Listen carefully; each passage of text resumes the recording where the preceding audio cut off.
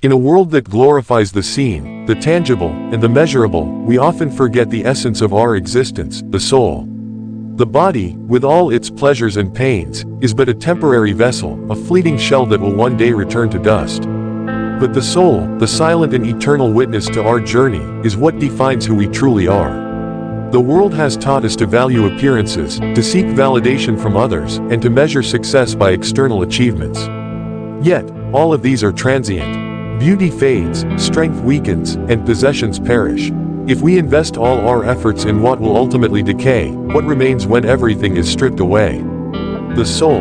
And yet, it is often the most neglected part of our being. To live a meaningful life, one must understand that we are not merely bodies with souls, but rather souls that temporarily reside in bodies. This perspective changes everything. It shifts our focus from superficial pursuits to a deeper, more fulfilling path. It urges us to nurture what is eternal instead of being consumed by what is temporary. The soul speaks in silence. It does not shout for attention as the body does. It does not crave recognition, wealth, or status. Instead, it longs for truth, wisdom, and connection with the divine. It finds solace in stillness, in solitude, in the quiet moments when the noise of the world fades away. Those who have awakened to the reality of the soul understand the futility of chasing shadows. They know that happiness cannot be found in material abundance but in inner peace. The greatest among us are not those with the most wealth, the most fame, or the most power.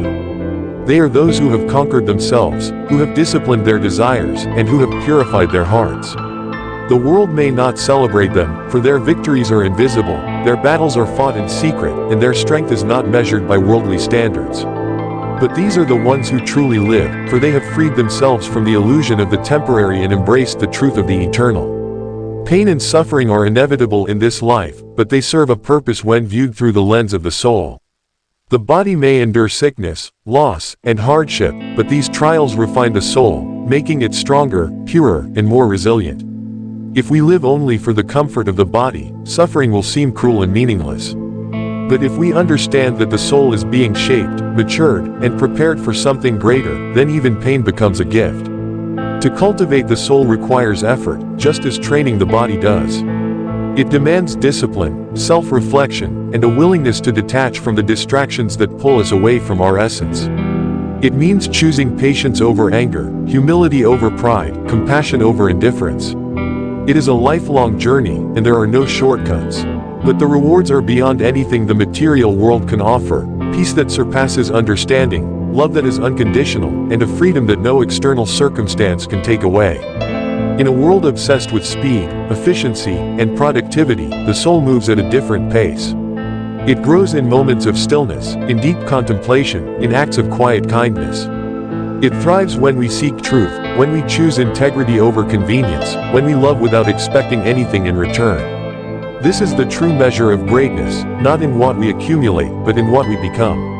There will always be voices urging us to chase after the world, to define ourselves by our achievements, our possessions, and our status.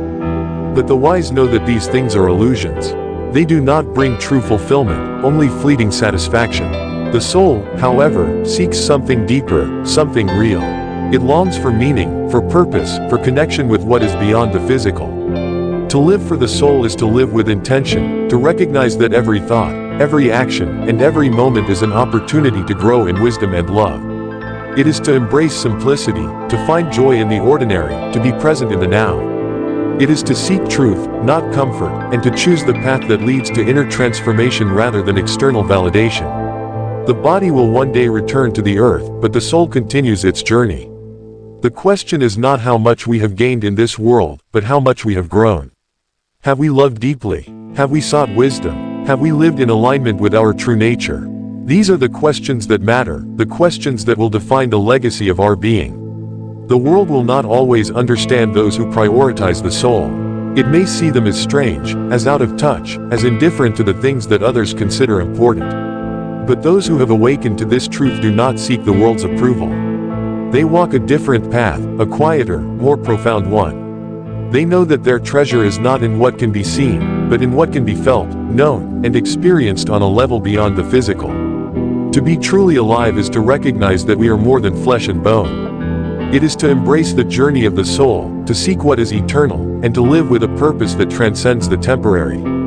This is the path of wisdom, the path of those who have chosen to see beyond the illusion and into the depths of what it truly means to exist. The path of the soul is not for the faint of heart. It requires courage to turn away from the illusions of the world and seek something deeper. The body craves comfort, pleasure, and validation, while the soul longs for truth, wisdom, and inner peace. These two forces often pull in opposite directions, and it is up to us to decide which will lead our lives. Most people live as if they are only their bodies. They chase after wealth, beauty, and power, thinking these things will bring fulfillment. But no matter how much they acquire, they remain restless. Why? Because the soul cannot be satisfied with what is temporary. It longs for something that does not fade, something that cannot be lost. True fulfillment comes only when we nourish the soul. To live for the soul means shifting our focus. Instead of asking, "What can I gain?" we begin to ask, "Who am I becoming?" Instead of seeking status, we seek wisdom. Instead of accumulating possessions, we cultivate virtues. Instead of being driven by fear and desire, we learn to live with trust and surrender. This does not mean we reject the physical world. The body is a sacred vessel, and the material world is not evil. But they must be put in their proper place. The body should serve the soul, not the other way around. Wealth, beauty, and power can be used for good, but they must never define our worth. When we live from the soul, we use the physical world as a tool for spiritual growth, rather than being enslaved by it. One of the greatest illusions in life is the belief that we are in control. We make plans, we chase goals, we try to shape the world to our desires. But life has a way of humbling us. Unexpected losses, failures, and challenges remind us that we are not as powerful as we think. When we live only for the body, these moments can feel like devastation. But when we live for the soul, we see them as opportunities to grow. Suffering is a teacher. It strips away our illusions and forces us to face reality. It shows us what truly matters and what is merely a distraction. It humbles the ego and strengthens the spirit. Those who live for the soul do not run from suffering, they embrace it as part of the journey. They do not seek pain, but when it comes, they allow it to shape them rather than destroy them. The world tells us to chase happiness. But happiness, as most people define it, is fleeting. It depends on external circumstances, good health, financial security, loving relationships. But all of these can be taken away. The soul does not seek happiness in this way. It seeks something deeper, peace. Peace is not dependent on circumstances. It comes from within. It is the result of living in alignment with truth, of letting go of attachment, of trusting that all things serve a higher purpose. One of the greatest tests in life is how we respond to adversity. Do we become bitter, or do we become wiser? Do we close our hearts, or do we learn to love more deeply? The soul sees every challenge as a chance to grow, to purify itself, to move closer to its true nature. This is why the wise are not afraid of hardship. They understand that fire does not destroy gold, it refines it. To live for the soul also means embracing solitude. The world is noisy, full of distractions that keep us from looking within. But the soul speaks in silence. It is in moments of stillness that we hear its voice most clearly. Those who live deeply make time for solitude, not as an escape, but as a way to reconnect with what is real. They are not afraid to be alone, because they know that true connection begins within. Love is at the heart of the soul's journey. Not the love that is based on need or desire, but the love that is selfless, pure, and unconditional. This kind of love is rare in the world, because it does not seek anything in return. It is not about possession or control. It is about seeing the divine in another, about giving without expecting, about choosing kindness even when it is not deserved. Those who live for the soul understand that love is not just an emotion, it is a state of being. It is the natural expression of a heart that has been purified of selfishness and fear. The more we cultivate this kind of love, the closer we come to our true nature. The greatest among us are not those who have achieved worldly success, but those who have loved deeply and selflessly. Forgiveness is another sign of a soul that has awakened. The body and the ego hold on to resentment, but the soul understands that to be free, we must let go. To forgive is not to excuse wrongdoing, but to release ourselves from the chains of bitterness. It is an act of strength, not weakness. Those who live from the soul do not waste energy on hate, they choose to free themselves through compassion. Humility is another hallmark of a mature soul. The world teaches us to seek recognition, to prove our worth, to be seen as important. But the soul is not interested in status. It understands that true greatness is not about being above others, but about serving them. The wisest souls do not seek attention, they quietly uplift those around them. They do not need to announce their virtues, because their actions speak for themselves. There is a paradox in the journey of the soul: the more we let go, the more we gain. When we stop chasing approval, we find true confidence. When we stop clinging to material things, we experience real abundance. When we release our need for control, we discover a deeper sense of trust. The world tells us that happiness comes from holding on, but the soul knows that true freedom comes from surrender. Death is the great reminder of what truly matters. The body will one day return to the earth, but the soul continues. Those who live only for the physical world fear death, because they have built their identity on something temporary. But those who live for the soul see death not as an end, but as a transition. They do not cling to life out of fear, but embrace each moment with gratitude, knowing that what is eternal can never be lost. To live for the soul is to live with purpose, with depth, with meaning.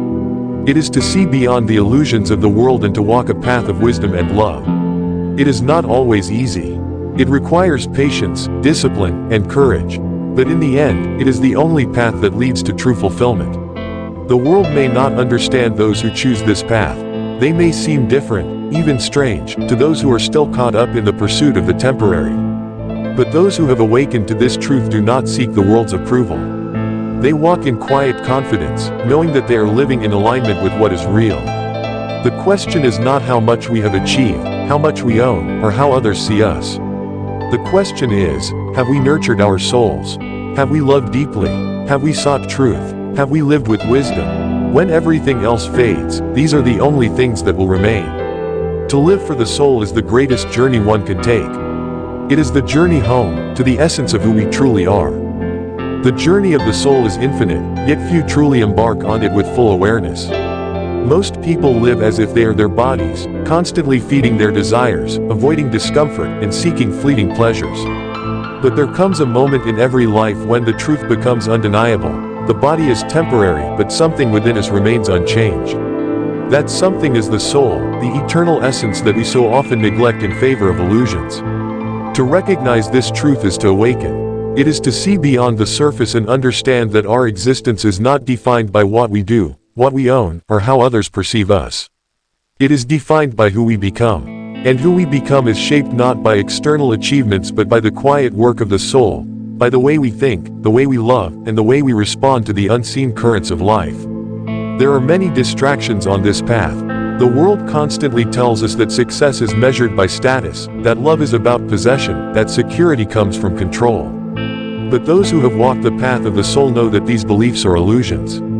True success is not about how high we climb, but how deeply we understand. True love is not about ownership, but about giving without expectation. True security is not found in controlling life, but in trusting its flow.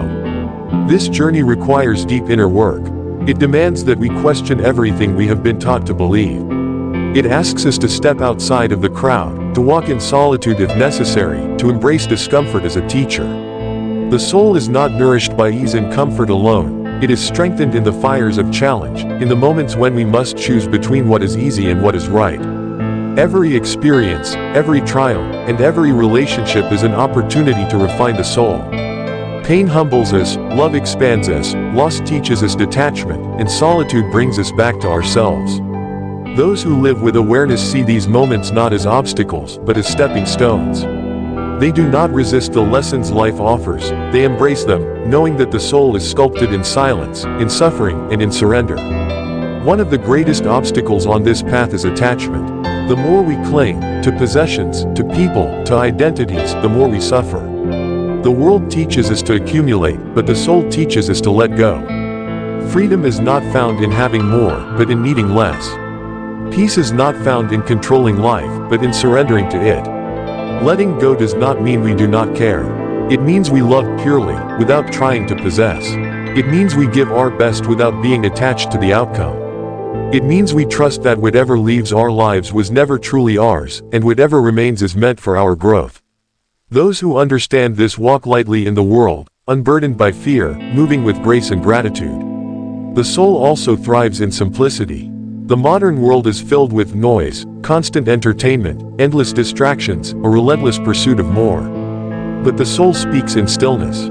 It is in silence that we hear its voice, in simplicity that we find its wisdom. Those who are serious about their inner growth make space for quiet.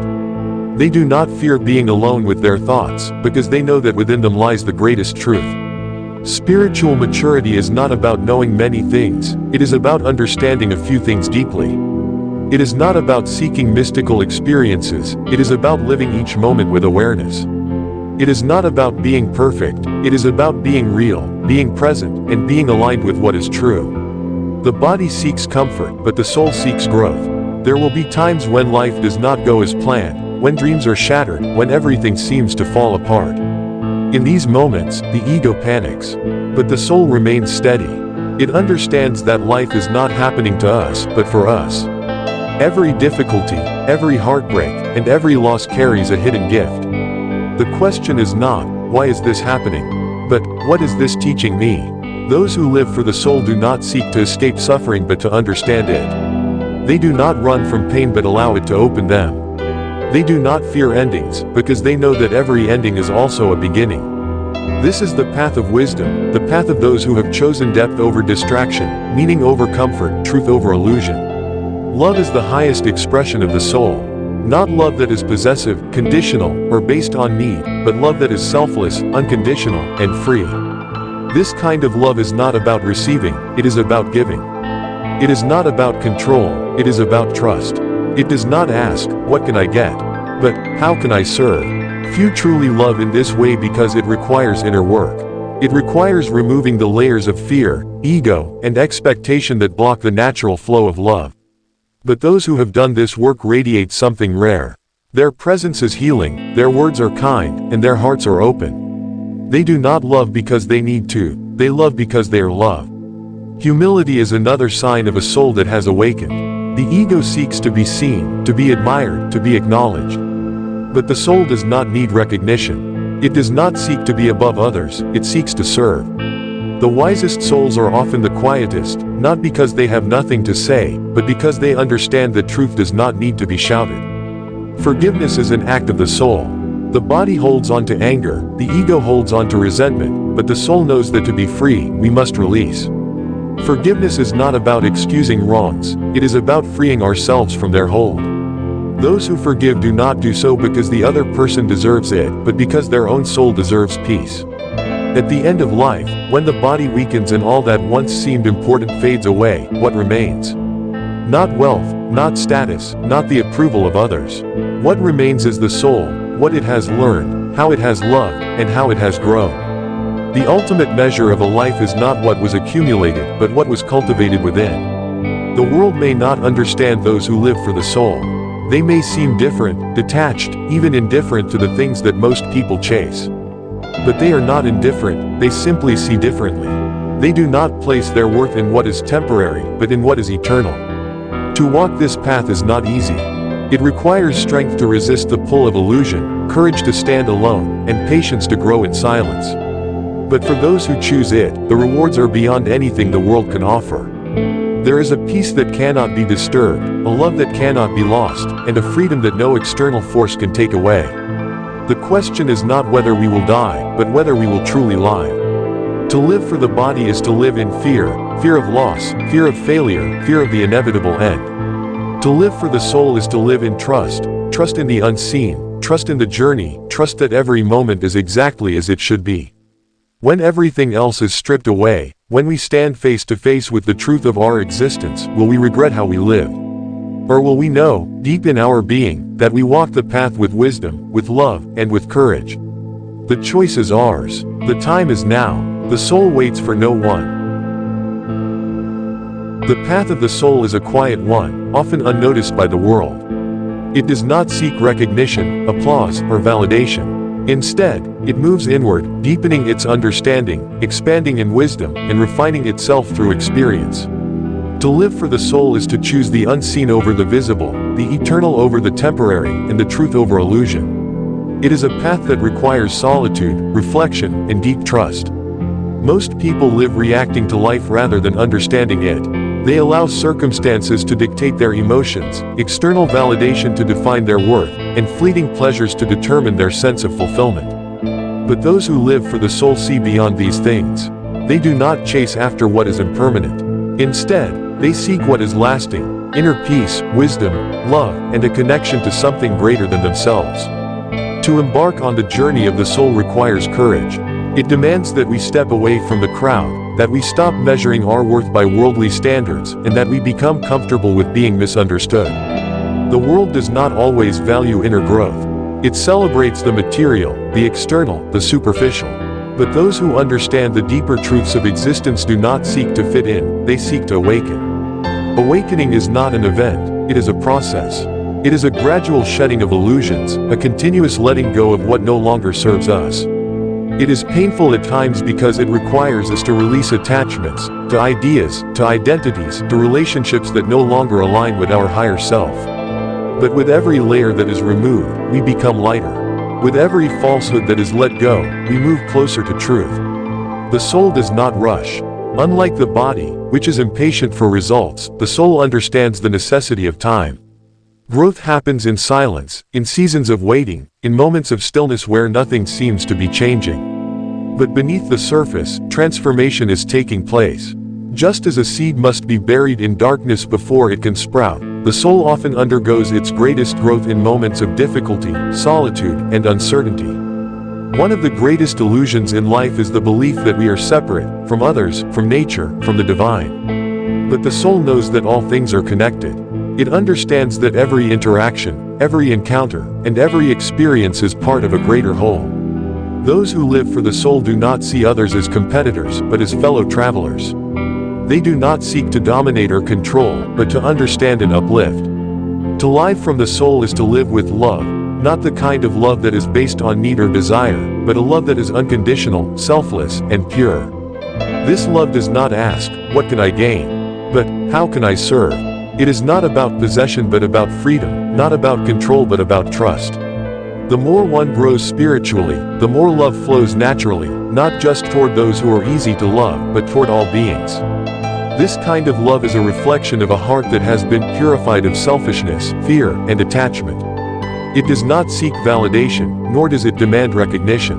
It simply is. Like the sun, it shines without asking whether the world appreciates its warmth. Like the river, it flows without seeking approval. This is the highest state of being, to love without condition, to give without expectation, to exist in a state of openness and peace. But reaching this state requires deep inner work. It requires humility, the willingness to recognize our own limitations, to admit when we are wrong, and to learn from our mistakes. It requires patience, the understanding that transformation does not happen overnight, that wisdom is gained through experience, and that true growth takes time. And it requires surrender, the ability to let go of control, to trust in the unseen, and to accept that not everything is meant to be understood. The ego resists this path. It wants certainty, recognition, and control. It wants to be right, to be admired, to be in power. But the soul seeks none of these things. It understands that true power is not about dominance but about alignment with truth. True confidence is not about being seen but about knowing who you are even when no one is watching. True success is not about accumulation but about becoming who you were meant to be. One of the greatest challenges in living for the soul is navigating the expectations of the world.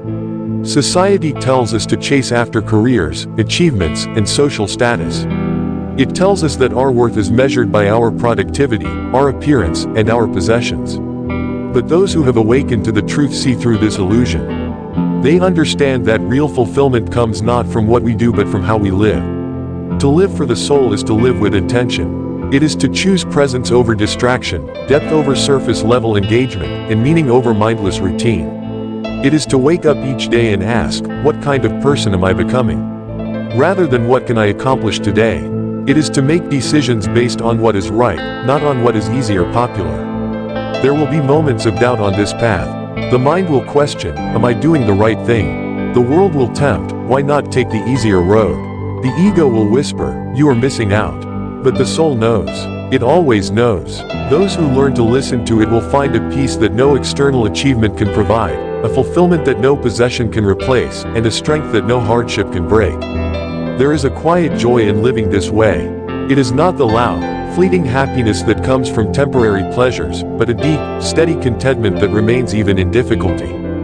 It is the joy of knowing that you are on the right path, that you are growing in ways unseen, that you are living in alignment with truth. At the end of life, when the body weakens and the material world fades away, what will matter most? Not titles, not possessions, not how many people admired us. What will matter is how deeply we lived, how sincerely we loved, and how much we grew in wisdom and kindness. The body will return to the earth, but the soul will continue its journey. The question is, what have we done to prepare it? For those who live with awareness, every day is an opportunity to nourish the soul. Every challenge is a lesson, every interaction is a chance to practice kindness, every moment is an invitation to be present. The more we align with this way of being, the lighter we become. The less we cling, the freer we are. The more we trust, the more we find peace. The world may not always understand those who choose this path. It may call them impractical, unrealistic, even naive. But those who walk the path of the soul do not seek validation from the world. They are not here to impress others, they are here to awaken, to grow, and to live in truth. And so, the journey continues. It is not a race, not a competition, not something to be perfected overnight. It is a lifelong unfolding, a continuous deepening, an eternal becoming. There is no final destination, only a greater and greater alignment with the essence of who we truly are. The choice is always before us, to live for the temporary or to live for the eternal. To seek what will fade or to cultivate what will last. To remain asleep or to awaken. The soul waits for no one, yet it is always ready when we are.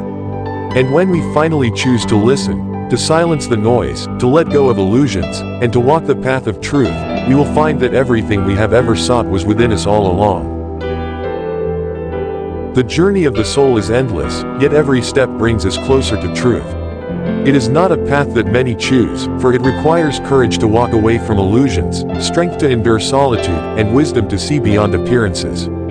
But for those who feel the call, there is no turning back. Once the soul awakens to its own reality, it cannot return to ignorance. It must continue forward, deeper and deeper into the mystery of existence. The world is designed to keep us asleep. It offers distractions in every form, material wealth, social validation, endless entertainment, all to keep us focused outward rather than inward. But those who live for the soul are not satisfied with shallow pleasures. They seek something real, something lasting. They know that true fulfillment is not found in what can be possessed, but in what can be understood. To understand the soul, one must first unlearn much of what has been taught. The mind is filled with conditioning, false beliefs, and fears passed down through generations. We are told that happiness comes from external success, that love is about attachment, that security is found in control. But all of these ideas lead only to suffering. The more we cling to them, the more we struggle. Letting go is the first step to awakening. Letting go of the need to be approved, the need to be right, the need to have everything figured out. The soul does not need validation from the world, it only needs alignment with truth. And truth is often found in silence, in simplicity, in stillness. Many fear this silence. They fill their lives with noise, constant busyness, endless conversations, the distractions of technology, because they are afraid of what they might find in the quiet. But those who dare to sit in silence, who dare to face themselves, begin to hear something deeper. Beneath the mind's chatter, beneath the fears and doubts, there is a still voice, a knowing that has always been there. The soul does not shout, it whispers. And only those who are willing to listen can hear it. Listening to the soul requires patience. The world moves fast, but the soul moves slowly. It does not operate on the clock of society but on the rhythm of eternity. Growth cannot be forced, wisdom cannot be rushed. It unfolds naturally, like a flower opening to the sun. Those who trust this process learn to embrace each season of life, the moments of light and the moments of darkness, knowing that both are necessary for transformation. Pain is often the greatest teacher of the soul. No one seeks suffering, but those who understand the deeper truths of life do not run from it either. They see pain as a tool for growth, a refining fire that purifies the heart. Every loss, every disappointment, every challenge is an invitation to go deeper. It is in suffering that the soul is tested, and it is in surrendering to that suffering that it is strengthened. Many resist pain, fighting against it, trying to escape it through distractions or denial. But those who live for the soul learn to welcome it, not because they enjoy suffering, but because they see its purpose. They know that on the other side of every trial is a new understanding, a new depth, a new level of awakening. Forgiveness is a powerful act of the soul. The mind holds onto resentment, replaying old wounds, seeking justice or revenge. But the soul knows that true freedom comes from release. To forgive is not to excuse, it is to free oneself from the weight of the past. It is an act of love, not just for others, but for oneself. Those who forgive do not do so because the other person deserves it, but because their own soul deserves peace. Humility is another sign of an awakened soul. The ego seeks recognition, wants to be admired, needs to prove itself. But the soul has nothing to prove. It does not seek superiority but understanding. The wisest souls are often the most humble, not because they lack confidence, but because they see through the illusion of self-importance. They know that they are but a small part of a vast, infinite existence, and yet, in that smallness, they are connected to everything. Love is the essence of the soul. Not the kind of love that clings or demands, but the kind of love that is pure, unconditional, and selfless. This love is not about possession, but about freedom. It is not about what one can take, but about what one can give. The more one lives from the soul, the more love flows effortlessly, not just toward those who are easy to love, but toward all beings. Such love is rare in the world because it requires deep inner work. It requires removing the layers of fear, ego, and insecurity that block the natural flow of love. But when one reaches this state, life itself becomes an expression of love. Every action, every word, every moment becomes an opportunity to give, to serve, to uplift. Simplicity is another mark of a soul-centered life. The world teaches accumulation, more possessions, more status, more distractions. But the soul thrives in simplicity. The less one needs, the freer one becomes. True wealth is not in having much, but in needing little. Those who live for the soul find joy in the simple things, a quiet morning, a deep conversation, the beauty of nature. They are not driven by a need for more, but by a deep appreciation of what already is. At the end of life, when the body weakens and all external achievements fade, what remains? Not titles, not possessions, not the opinions of others. What remains is the soul, what it has learned, how it has loved, and how it has grown. This is the only thing that truly matters. The question is not how much we have accomplished, but how deeply we have lived. Not how much we have gained, but how much we have given. Not how long we have lived, but how fully we have awakened. Those who live for the soul understand that death is not an end, but a transition. The body may perish, but the soul continues. The real question is not whether we will die, but whether we will have truly lived before that moment comes. Will we have spent our days chasing illusions, or will we have walked the path of truth? Will we have sought temporary pleasure, or eternal wisdom? The choice is ours. The path is always open, waiting for those who are ready. It does not demand that we be perfect, it only asks that we be sincere. It does not require that we know the way, it only asks that we be willing to walk it. And so, the journey continues. There is no final destination, no finish line. There is only the unfolding, the deepening, the becoming. Every day, every moment is an opportunity to choose, to live for the body or to live for the soul. Those who choose the soul may not always have an easy path, but they will have a meaningful one. They will not always be understood, but they will be at peace. They may not gain the world, but they will gain themselves. And in the end, that is the only thing that truly matters. The soul is waiting. The time is now. The path is before you. Will you walk it? The soul's journey is endless, and yet, every moment is an opportunity to step deeper into its truth. Those who walk this path do so not because it is easy, but because they feel an undeniable pull, an inner calling that whispers, there is more than this world offers. There is something deeper, something beyond what the eyes can see. And once that call is heard, it cannot be ignored. To live for the soul is to shift one's entire way of being. It is to move from seeking to understanding, from possessing to appreciating, from controlling to surrendering. The world teaches accumulation, but the soul teaches release. The world glorifies power, but the soul values humility. The world seeks to distract, but the soul longs for presence. Presence is one of the greatest gifts of the soul. To be present is to truly see life, not just to move through it mindlessly, but to experience it fully. Most people live in either the past or the future, trapped in regrets or anxieties, rarely tasting the richness of the now. But those who align with the soul know that this moment is all that truly exists. They find peace not in wishing for what was or what could be, but in embracing what is. This does not mean they do not dream or plan, but they do not live in those dreams.